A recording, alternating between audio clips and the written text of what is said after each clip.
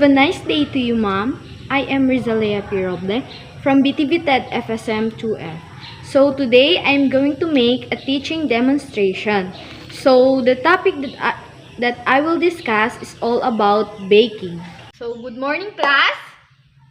Okay, so I am your teacher in this class. So my name is Rizalea Piroble. I am from Ped8 FSM student. So before we start, can anyone please lead a prayer?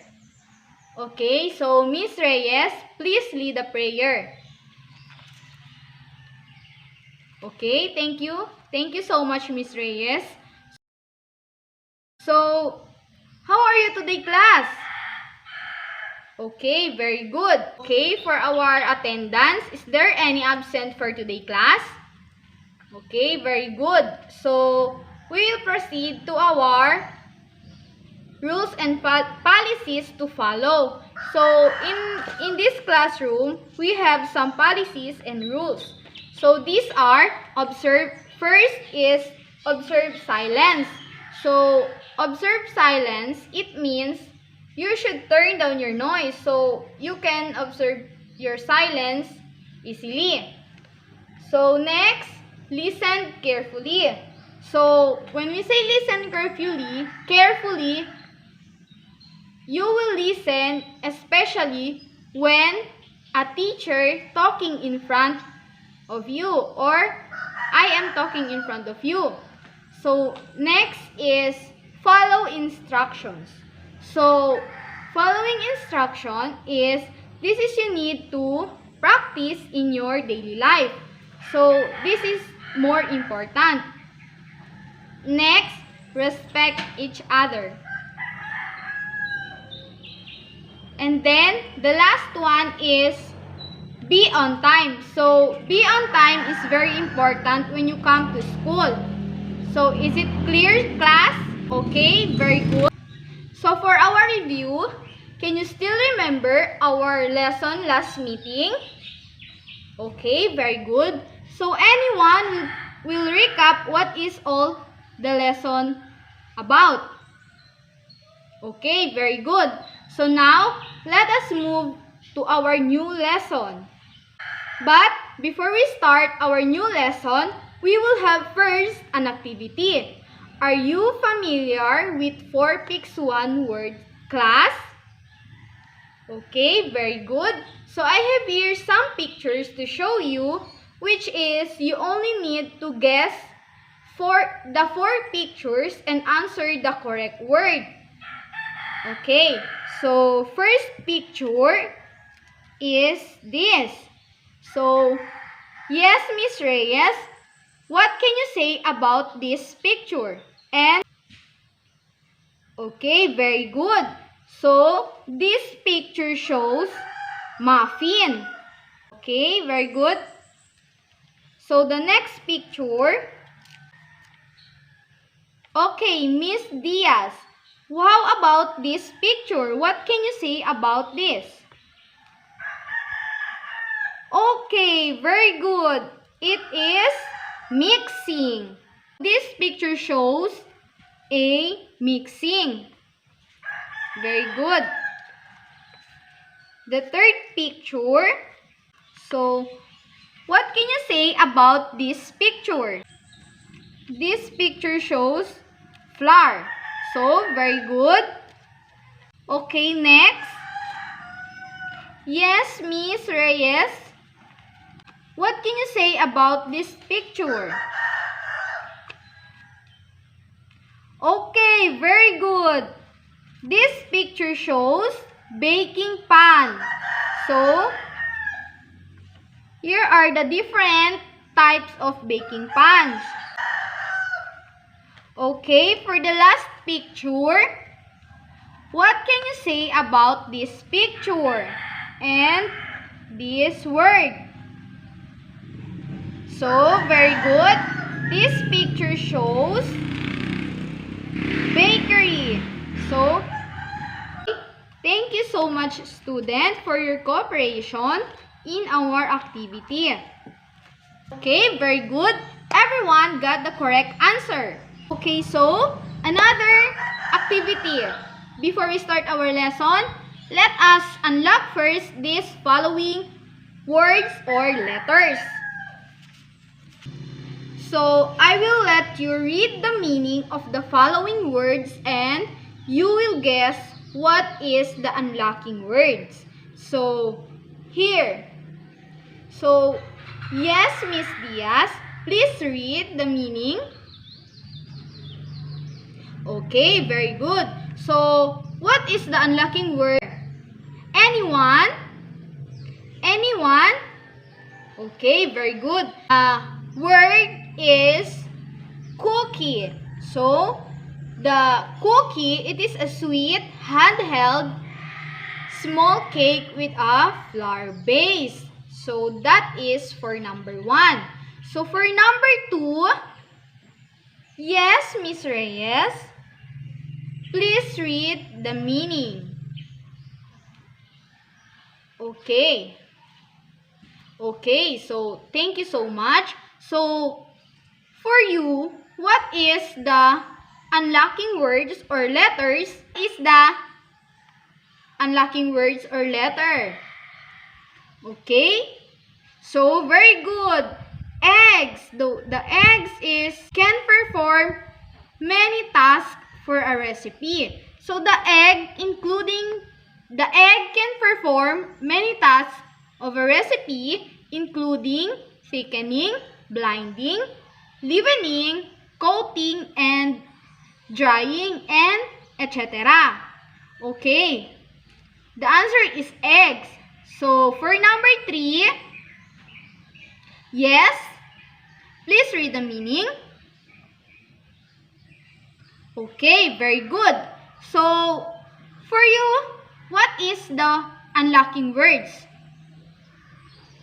Okay, very good. The unlocking word is honey. So, the honey produced from flower nectar through the work of bees, honey in all natural sweetener that produces a golden colored crust and holds moisture in different baked goods. So that is honey. Okay, number 4. Who can read the meaning and unlock the word? Okay, yes? Very good. So for you, what is the unlocking words and or letter? Okay, very good. That is oven. So an oven is an enclosed space with parts that supply airflow and heat in order to cook. So that is oven. So for the last number, who can read the meaning of it? Okay. Yes, Miss Diaz. Okay. Very good. So, for you, what is the unlocking word or letter? Okay, so very good. The unlocking word is baking. So, the baking, it is the process of using dry heat to cook food. So, it is usually performed in an oven. So, that is baking. So, thank you so much, class, for your cooperation in this kind of activity.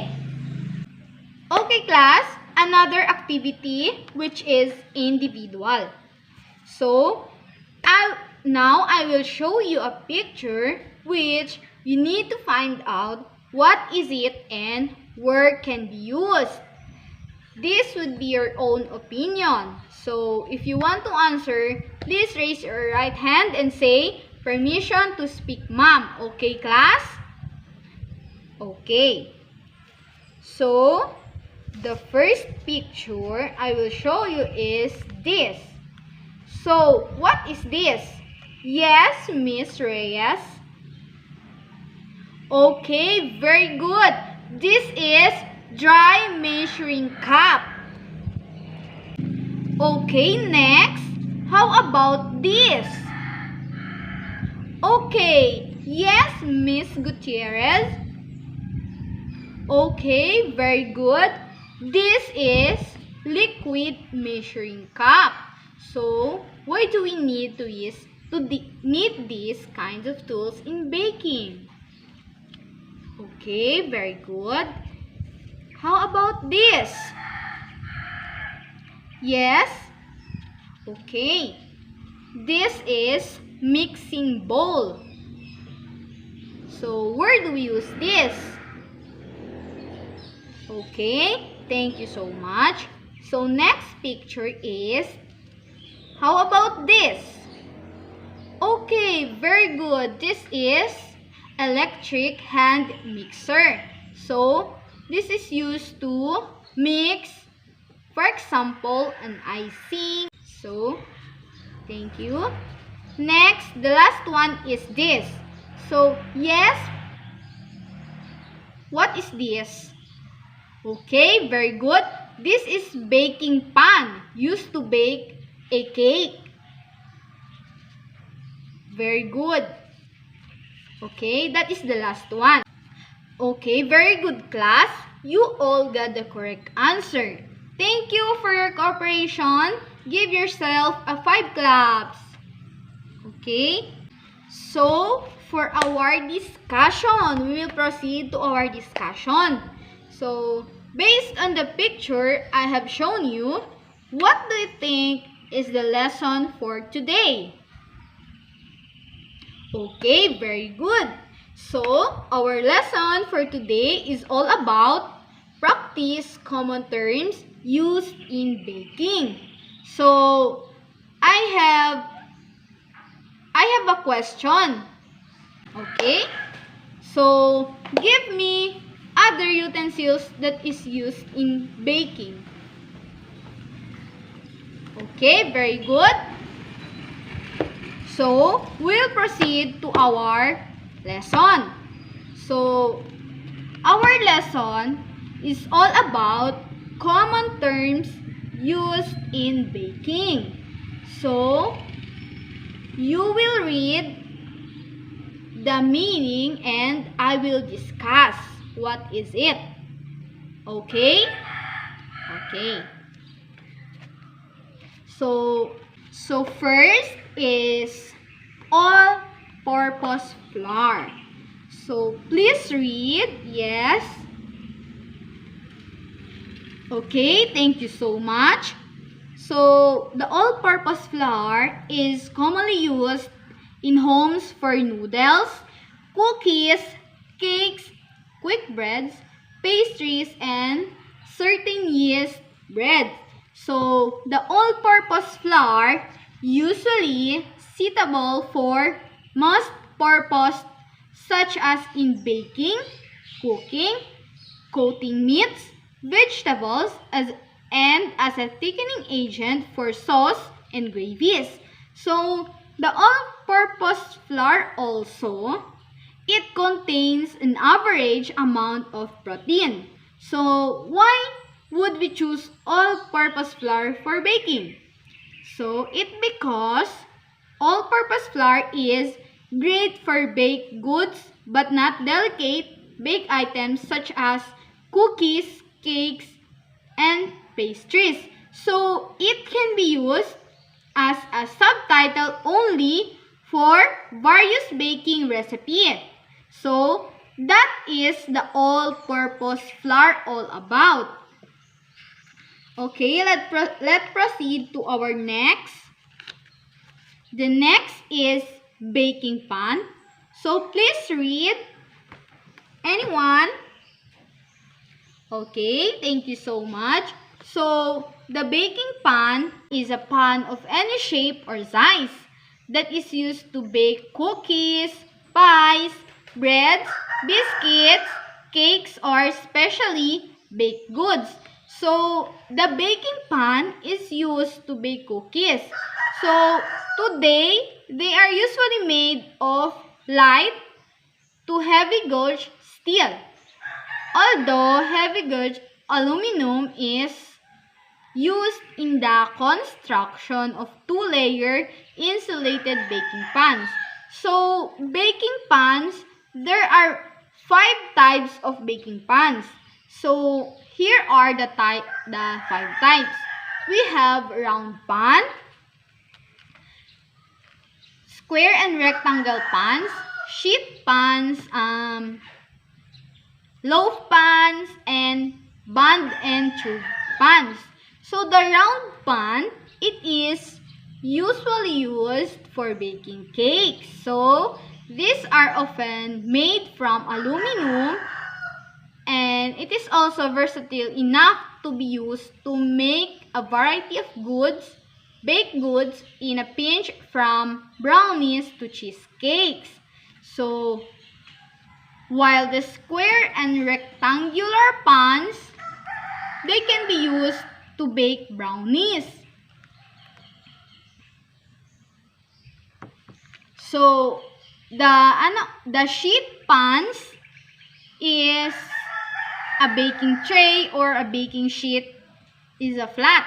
So rectangular metal pan used in an oven. So it is often used for baking bread rolls, pastries, and flat products such as cookies, sheet cakes, sweet rolls, and pizza. So the next type of pan is loaf pans. So it is a bread pan, also called a loaf pan. So it is a kitchen utensil in a form of container which bread is baked. So its function is to shape bread while it is rising during baking. So that is the loaf pans. So the last one is band and tube pans. So that are the 5 types of baking pan. Okay, next.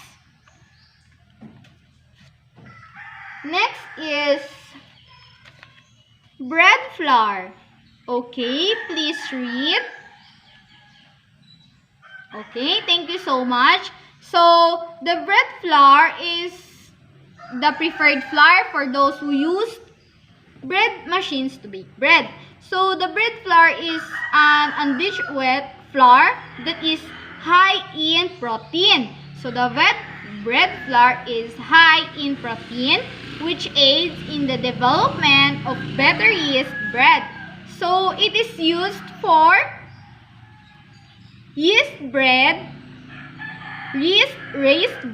because the dough it produces has more gluten than dough made with other flour. So that is the bread flour. So here is the picture of bread flour. Okay, is it clear? Okay. So next, please read. Okay, thank you so much.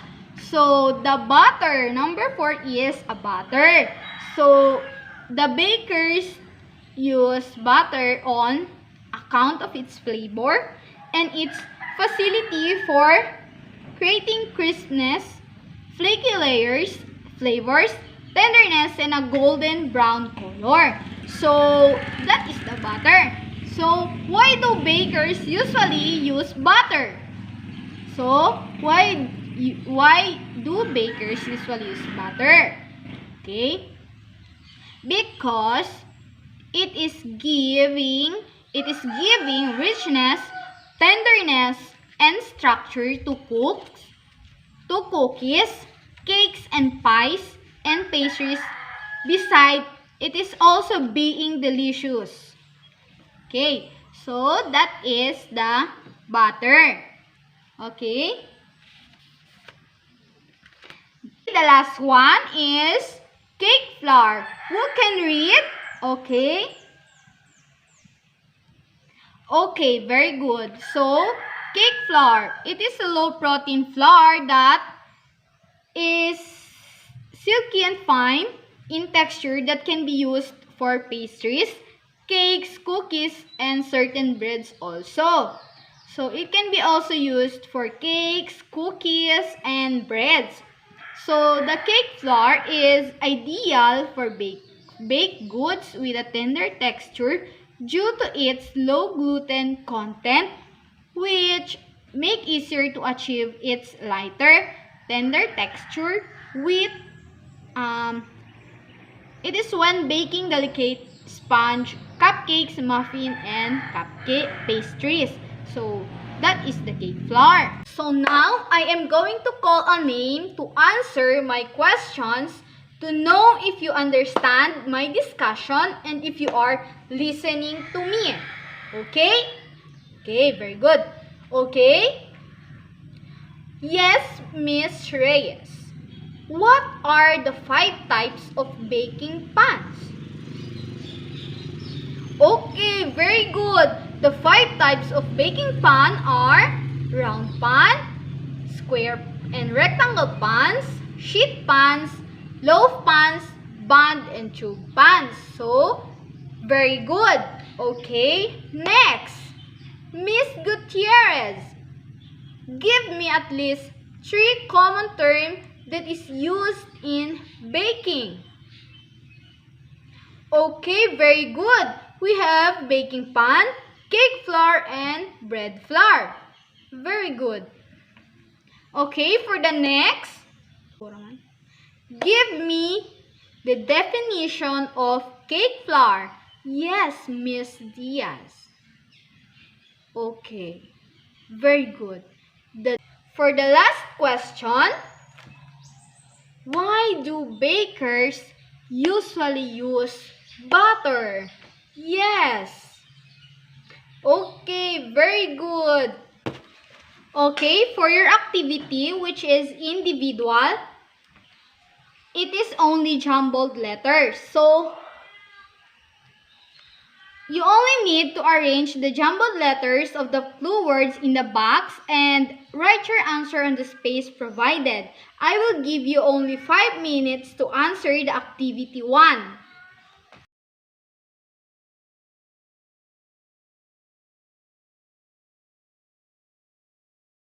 Okay, are you class done? Okay, very good. Pass your paper and I will check. While I will checking your activity 1.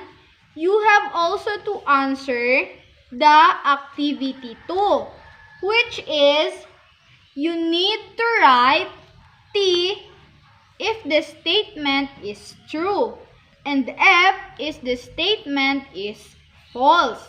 So, okay, I already give you the minutes.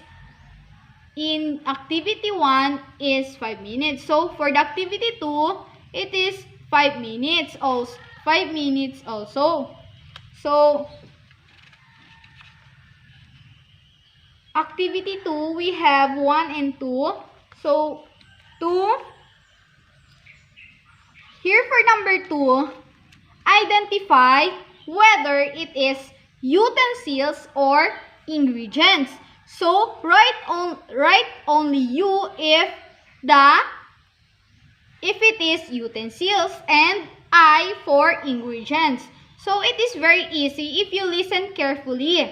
Okay? Okay. So start answering your activity and while I am checking your activity 1.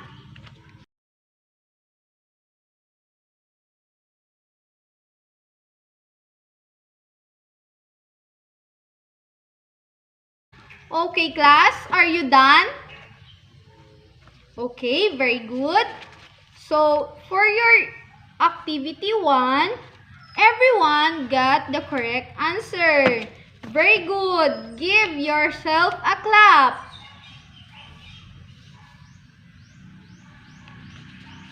Okay. If you are done, please pass your paper. Okay, very good.